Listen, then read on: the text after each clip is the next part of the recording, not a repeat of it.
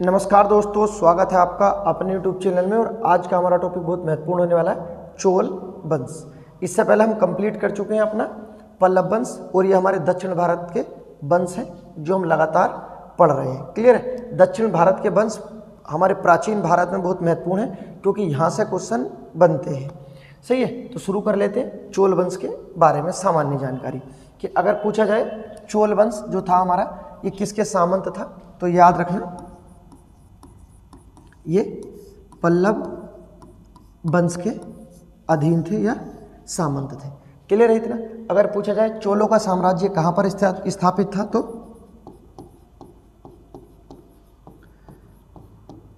कोरोमंडल तट पर ये स्थापित थे। और कोरोमंडल तट कहाँ पर स्थित है?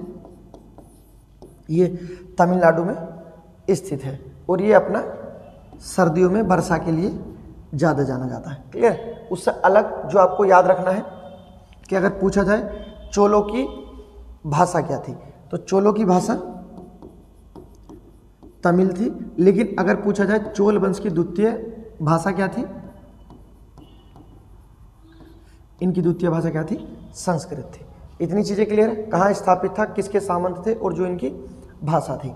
ये बिल्कुल सामान्य जानकारी है जो आपको याद रखनी है। अब देख लेते हैं जो चोल वंश के बारे में दे रखा है। क्लियर है? शुरू करते हैं। 9वीं शताब्दी में चोल वंश पल्लवों के ध्वंसावशेष पर स्थापित हुआ, अर्थात इनके विघटन, इनके ध्वंस होने के बाद ये स्थापित होता है। इस वंश का संस्थापक विजयालय था, जिसकी राजधानी तंजौर या तंजावुर थी। और इसमें देखा तंजावुर का जो वास्तुकार है उसका नाम क्या था? कुंजरमल्लन राजराज पेरू थच्चन। इसका नाम याद रखना, ये आपका तंजौर या तंजावुर का वास्तुकार था। इससे महत्वपूर्ण जो आपको जानकारी याद रखनी है कि इसमें दिया गया है कि इनकी राजधानी क्या थी? तंजौर थी। अगर क्वेश्चन ये पूछा जाए कि चोलों की राजधानी क्या थी, तो उसका आंसर सामान्य सा होता है, तंजौर इनकी राजधानी थी। लेकिन अगर ये पूछा जाए कि चोलों की प्रथम राजधानी क्या थी, तो चोल की प्रथम राजधानी क्या थी, तो याद रखना उरेयूर इनकी प्रथम राजधानी थी, जबकि दूसरी राजधानी जो बनती है तंजौर बनती है। तो ये चीज़ें याद रखना, अगर पहली राजधानी से क्वेश्चन बनता है तो उरेयूर और दूसरी तंजौर थी। क्लियर है? याद रखना। उसके बाद देखते हैं नेक्स्ट अगला जो दिया गया है। देखो, विजयालय ने नरकेसरी की उपाधि धारण की थी और निशंभु सुदनी देवी का मंदिर बनवाया था। उसके बाद देखो, चोल वंश चोलों का स्वतंत्र राज्य आदित्य प्रथम ने स्थापित किया था। ये प्रथम चोल राजा है जो चोलों को स्वतंत्र करता है। क्वेश्चन बनता है कि चोलों को स्वतंत्र करने वाला राजा, तो उसका नाम याद रखना आदित्य प्रथम था। या चोलों का पहला स्वतंत्र राजा वो भी आदित्य प्रथम है। उसके बारे में देखते हैं नेक्स्ट अगला। पल्लवों पर विजय पाने के उपरांत आदित्य प्रथम ने कोदंडराम की उपाधि धारण की थी। क्लियर है? तो ये नाम याद रखना, आदित्य प्रथम की उपाधि कोदंडराम की उपाधि थी। उसके बाद देखते हैं नेक्स्ट अगला जो पॉइंट है दिया हुआ है।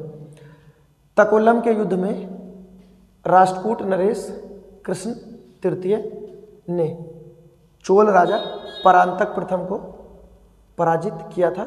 इस युद्ध में परांतक प्रथम का बड़ा लड़का राजद्वितीय मारा गया था। अगर इसमें निर्णायक युद्ध देखें और इसमें किसकी जीत हुई थी, तो कहना राष्ट्रकूट की इसमें जीत हुई थी। इतना क्लियर है? बहुत प्रसिद्ध युद्ध है तकोलम का युद्ध। और पूछा जाए किन किन के बीच लड़ा गया था, तो कहना चोल और राष्ट्रकूटों के बीच लड़ा गया था। अगर राजाओं के नाम आते हैं तो याद रखना कृष्ण तृतीय और परांतक प्रथम के मध्य हुआ था। तकोलम के युद्ध से क्वेश्चन आते हैं, आपको याद रखना है किसकी विजय होती है? राष्ट्रकूटों की विजय होती है। अब देखते हैं नेक्स्ट अगला पॉइंट। राजराज प्रथम बहुत महत्वपूर्ण शासक है। ये पहला शासक है जो साम्राज्य विस्तार करेगा। देखो, राजराज प्रथम ने श्रीलंका पर आक्रमण किया और वहां के राजा महिम पंचम को भागकर श्रीलंका के दक्षिणी जिला रोहण में शरण लेनी पड़ी। सही है? तो जिस समय राजराज प्रथम श्रीलंका पर आक्रमण करता है, वहां का राजा कौन था? महिम पंचम था, जो भागकर कहाँ शरण लेता है, तो याद रखना रोहण में शरण लेता है। क्लियर है इतना? उससे पहले जो आपको याद रखना है कि श्रीलंका पर आक्रमण करने वाला पहला चोल राजा, अगर श्रीलंका पर आक्रमण करने वाला पहला चोल राजा है तो राजराज प्रथम होगा, और श्रीलंका को जीतकर अपने साम्राज्य में मिलाने वाला वो राजेंद्र प्रथम है, उसे हम आगे पढ़ेंगे। अब देखते हैं नेक्स्ट, इसी में दिया गया है, देखो राजराज प्रथम ने श्रीलंका को विजित प्रदेशों को चोल साम्राज्य का एक नया प्रांत मतलब राज्य बनाया और इसका नाम मुंड चोल मंडलम और इसकी राजधानी पेल्लनरुवा को बनाया। क्लियर। राजराज प्रथम ने श्रीलंका को जीतने के बाद वहाँ के क्षेत्र को किस नाम से जाना था? मुंड चोल मंडलम, और यहाँ की राजधानी पेल्लनरुवा को बनाया था। ठीक है, जबकि साम्राज्य में मिलाएगा राजेंद्र प्रथम। उसके बाद देखते हैं नेक्स्ट आगे जो दिया गया है। राजेंद्र प्रथम शैव धर्म का अनुयायी था। इसने तंजौर में जो इनकी राजधानी थी वहाँ पर राजेश्वर शिव मंदिर का निर्माण करवाया था।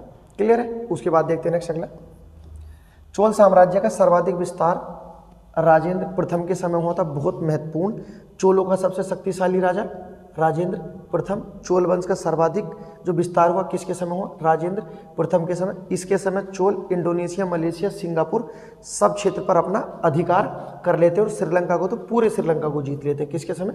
राजेंद्र प्रथम के शासनकाल में। तो याद रखना, चोल साम्राज्य का सर्वाधिक विस्तार राजेंद्र प्रथम के शासनकाल में हुआ। बंगाल के पाल शासक, नाम याद रखना, महिपाल को पराजित करने के बाद राजेंद्र प्रथम ने गंगकोड़ चोल की उपाधि धारण की और नवीन राजधानी गंगकोड़ चोलपुरम के निकट, ये याद रखना, चोल गंगम नामक एक विशाल तालाब बनवाया था।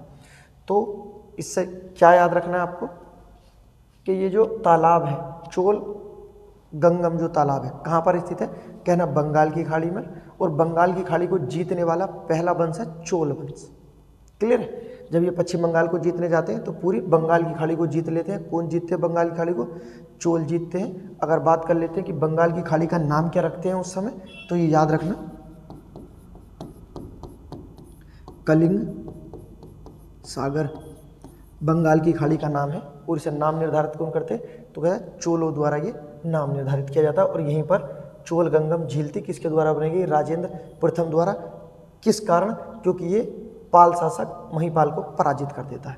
क्लियर है। चीज़ें याद रखना, यहाँ से क्वेश्चन बनते हैं। ये भी याद रखना कि बंगाल की खाड़ी का नाम क्या है? कलिंग सागर है।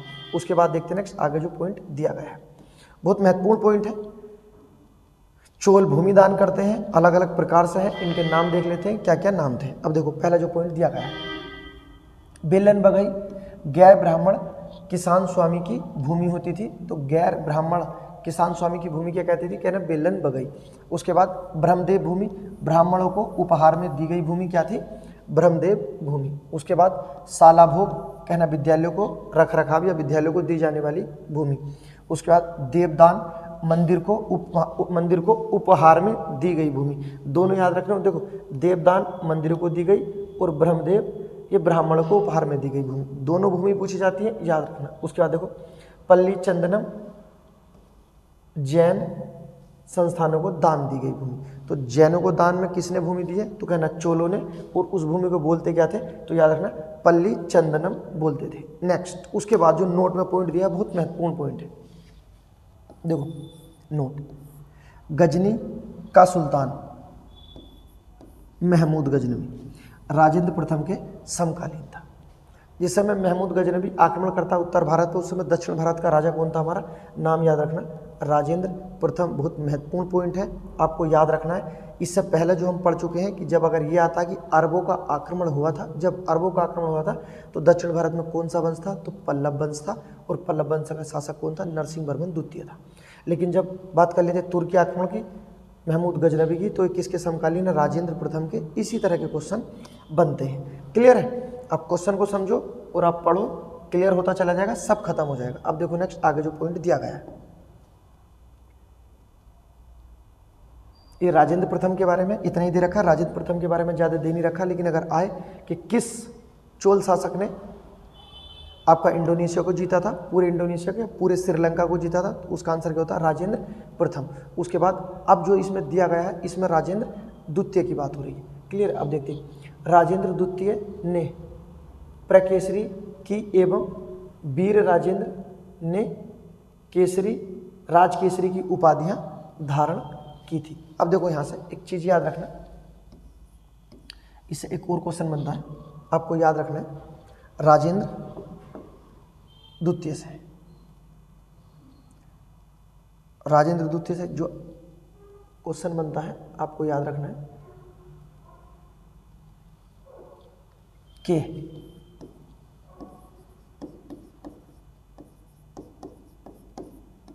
कोल्हापुर ताम्रपत्र लेख, कोल्हापुर ताम्रपत्र लेख चोल वंश का है, जिससे चोल के किस राजा की जानकारी मिलती है, तो कहना राजेंद्र द्वितीय की जानकारी मिलती है। और इसमें मिलता क्या है कि राजेंद्र द्वितीय ने चालुक्य शासकों को हराया था। क्लियर है? तो चोल शासक राजेंद्र प्रथम के जो कोल्हापुर ताम्रपत्र लेख है, इससे क्या जानकारी मिलती है कि इसके द्वारा चालुक्य राजा को हराया गया था। क्लियर है? उसके बाद देखते हैं नेक्स्ट अगला जो दिया गया है, यहां तक क्लियर है? उपाधि दी थी। अब देखो चोल वंश का अंतिम राजा राजेंद्र तृतीय था। ये चोल वंश की जानकारी है। अब देख लेते हैं चोल का प्रशासन जो हमारा बहुत महत्वपूर्ण है। देखो चोल एवं पश्चिमी चालुक्यों के बीच शांति स्थापित करने के लिए गोवा के कदम शासक जयकेश प्रथम ने मध्यस्थता की भूमिका निभाई थी। क्लियर है? अगर ये पूछा जाए किस युद्ध में निभाई थी, तो याद रखना कोपल्लम का एक युद्ध होता है, किस किस के बीच होता है, तो कहना चोल और चालुक्यों के बीच होता है, जिसमें मध्यस्थता कौन निभाता है, तो कहना कदम शासक जयकेसरी। और ये पूछा जाए कोपल्लम का युद्ध किस किस के बीच हुआ, तो ये भी चोल और चालुक्यों के बीच हुआ था, इसी कारण ये मध्यस्थता निभाता है। इतना कोई इंपॉर्टेंट युद्ध नहीं है, बस आप ऐसे याद रख लो। उसके बाद देखते हैं नेक्स्ट अगला पॉइंट जो दिया गया है, विक्रम चोल अभाव एवं अकाल से ग्रस्त गरीब जनता से राजस्व वसूल कर चिदम्बरम मंदिर का विस्तार करवाता है या करवाया था। उसके बाद देखते हैं नेक्स्ट अगला जो पॉइंट है, कुलोत्तुंग द्वितीय ने चिदम्बरम मंदिर में स्थित गोविंदराज अर्थात विष्णु की मूर्ति को समुद्र में फेंकवा दिया था। कालांतर में वैष्णव आचार्य रामानुजाचार्य, नाम याद रखना किससे संबंधित है, चोल साम्राज्य से। वैष्णव आचार्य रामानुजाचार्य ने उक्त मतलब उस मूर्ति का पुनरुद्धार किया और उसे बालाजी के तिरुपति मंदिर में स्थापित किया। क्लियर है? तो ये याद रखना किस चोल राजा ने, ठीक है, विष्णु की मूर्ति को फेंकवाया था, उसका नाम याद रखना।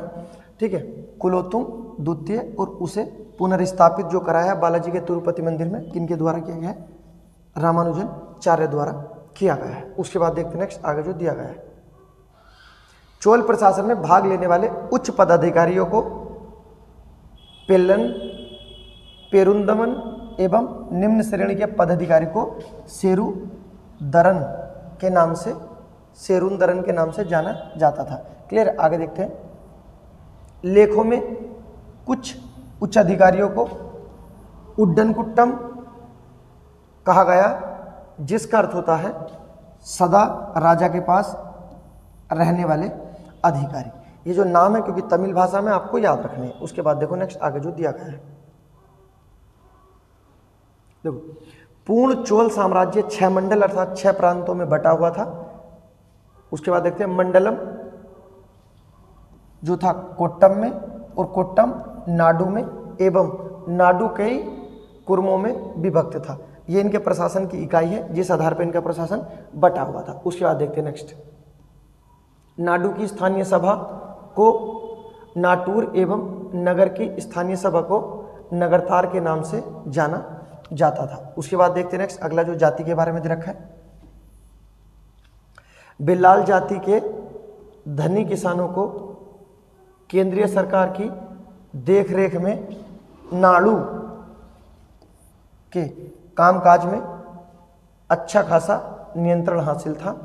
उनमें से कई धनी भूस्वामी को चोल राजाओं के सम्मान के रूप में मुबेदवेलन 3 राजाओं को अपनी सेवाएं प्रदान करने वाला बेलन या किसान, उसके बाद अरैयार, प्रधान जैसी उपाधियां दी। उन्हें केंद्र में महत्वपूर्ण राजकीय पद सौंपे गए। ये इनके प्रशासन से आपको याद रखना है। उसके बाद देखते हैं नेक्स्ट आगे जो दिया गया है।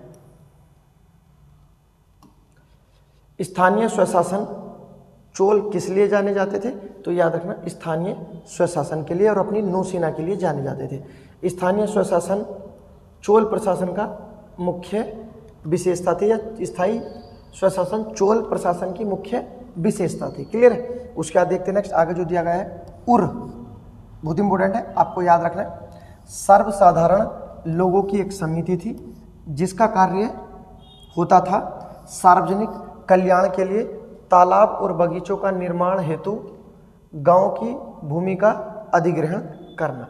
क्लियर है? उसका क्वेश्चन है क्या होती थी? तो कहना सर्वसाधारण लोगों की एक समिति होती थी जिसका कार्य क्या होता था? सार्वजनिक कल्याण के लिए तालाब और बगीचों के निर्माण हेतु गांव की भूमि का अधिग्रहण करना। क्लियर है इतना? उसके बाद देखते हैं नेक्स्ट आगे जो दिया गया है।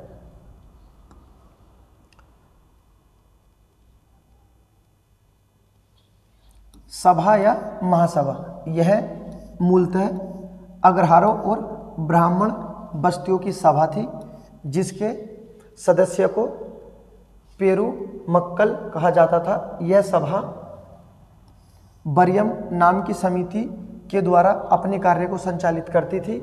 सभा की बैठक गांव में मंदिर के निकट वृक्ष के नीचे या तालाब के किनारे पर होती थी। व्यापारियों की सभा को नगरम कहते थे। क्लियर? तो व्यापारियों की सभा को क्या कहते थे? नगरम कहते थे। उसके बाद देखो, चोल काल में भूमि कर उपज का 1/3 लिया जाता था। उसके बाद देखो नेक्स्ट, गांव में कार्य समिति की सदस्यता के लिए जो वेतनभोगी कर्मचारी रखे जाते थे उन्हें मध्यस्थ कहते थे। क्लियर है? बहुत इंपॉर्टेंट है। उसके बाद देखते हैं नेक्स्ट आगे जो दिया गया है। अभिलेख दिया गया है, बहुत महत्वपूर्ण अभिलेख है, तो ये याद रखना। उत्तर मेरूर अभिलेख से किस चीज़ की जानकारी मिलती है? तो कहना उत्तर मेरूर अभिलेख से चोल वंश की जानकारी मिलती है। क्लियर है? अब उत्तर मेरूर अभिलेख के बारे में चीज़ें दी गई हैं, क्या क्या चीज़ें हैं ये कोई इतनी इंपॉर्टेंट नहीं है, बस इतना याद रखना कि उत्तर मेरूर अभिलेख किससे संबंधित है? तो कहना चोल वंश से संबंधित है। उसके बाद देखते हैं नेक्स्ट अगला आगे जो दिया गया है।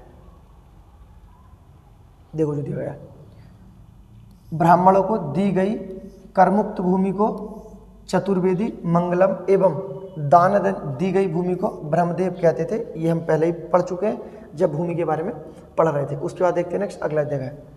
चोल सेना का सबसे संगठित अंग पदातिक सेना था, अर्थात पैदल चलने वाली सेना था। बहुत महत्वपूर्ण पॉइंट है, याद रखना। चोल काल में कलंजू एक सोने का सिक्का होता था, जबकि गुप्तों के समय सोने का सिक्का दिनार था। क्लियर? और चोल में कलंजू था। उसके बाद देखो नेक्स्ट, तमिल कवियों में जैन गोंदार प्रसिद्ध कवि थे जो कुलोतुंग प्रथम के राज्य कवि थे। इनकी बहुत प्रसिद्ध रचना है, नाम याद रखना, कलिंग तुपणिंग। कलिंग तुपणिंग इनकी प्रमुख रचना है। क्लियर है? उसके बाद देखते हैं नेक्स्ट आगे जो दिया गया है। कंबन, ओट्टाकुट्टन और पुंगलिंदी, ये तमिल साहित्य के त्रिरत्न है। तो तमिल साहित्य के त्रिरत्न और कन्नड़ साहित्य के त्रिरत्न किससे संबंधित है? तो विमान को भारतीय वास्तुकला का निक्स माना है, ये आपको याद रखना है। उसके बाद देखो नेक्स्ट, चोलकालीन नटराज प्रतिमा को चोल काल का संस्कृत का सार या निचोड़ कहा गया है। तो नटराज की प्रतिमा किसके द्वारा बनाई गई थी? चोल राजाओं द्वारा बनाई गई थी। और अगर पूछा है बृहदेश्वर मंदिर, ये भी चोल राजाओं द्वारा बनाया गया था। क्लियर है? उसके बाद देखते नेक्स्ट आगे जो दिया गया है। चोल कांस्य प्रतिमा संसार की सबसे उत्कृष्ट कांस्य प्रतिमाओं में गिनी जाती है, गिनी नहीं जाती, ये है। संसार की सबसे उत्कृष्ट कांस्य प्रतिमा कौन सी है? तो कहना नटराज की प्रतिमा। किस वंश से संबंधित है? तो चोल वंश से संबंधित है। उसके बाद देखो नेक्स्ट आगे जो दिया गया है। शैव संत ईशान शिव पंडित किसके दरबार में रहते थे या किसके गुरु थे? तो कहना राजेंद्र प्रथम, जो इस वंश का सबसे शक्तिशाली राजा था। उसके बाद देखते नेक्स्ट आगे जो दिया गया है। चोल काल में सबसे महत्वपूर्ण बंदरगाह, बहुत इंपोर्टेंट है, कावेरी पट्टनम था। उसके बाद देखो नेक्स्ट, बहुत बड़ा गांव जो कई इकाइयों के रूप में शासित किया जाता था उसे तनियर कहते थे। क्लियर है। उसके बाद देखते नेक्स्ट, उत्तर मेरू अभिलेख आ गया, इसी की हम बात कर रहे थे। उत्तर मेरू शिलालेख जो सभा संस्था का विस्तृत वर्णन उपस्थित करता है, परांतक पृथक के शासनकाल से संबंधित है। तो ये जो आपका उत्तर मेरू शिलालेख है किसके शासनकाल से संबंधित है? परांतक प्रथम। और उत्तर मेरू शिलालेख से किसकी जानकारी मिलती है? कहना चोल वंश की जानकारी मिलती है। या चोल वंश की जानकारी किस शिलालेख से मिलती है?